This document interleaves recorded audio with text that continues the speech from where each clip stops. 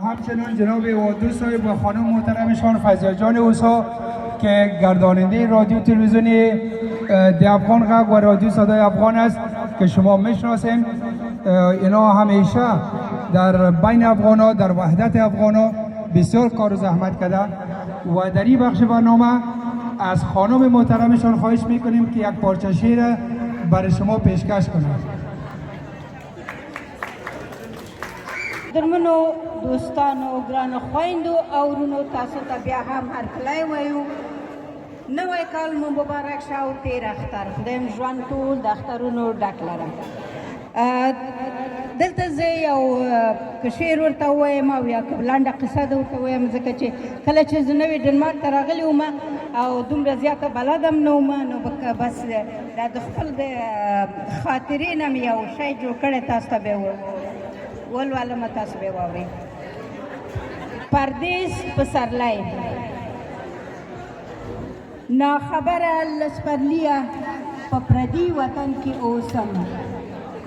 سار ماښام شي، ماښام سار شي، عمر تیر شي په دا شان.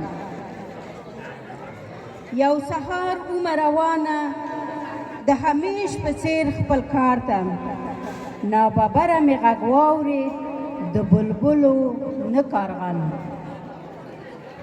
چې مې وکوت نه یخني وه نه سیلۍ وه، چې مې ځمکې ته نظر شو ټوکېدلي ول ګلان.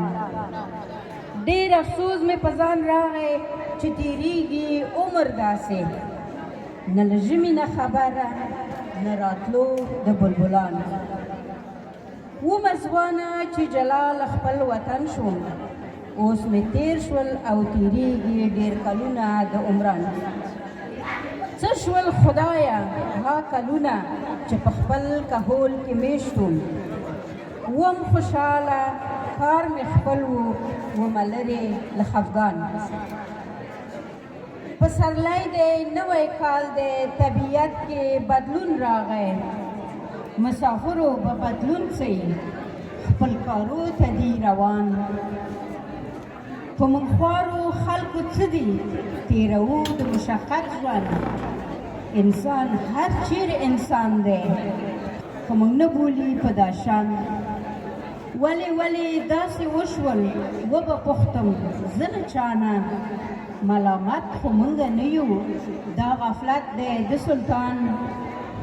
چې مې خپل ځان ته نظر شي ژړا راشي بې دریغه، څوک پوه نه شول زما په قدر، زړه مې تور دی د جهان.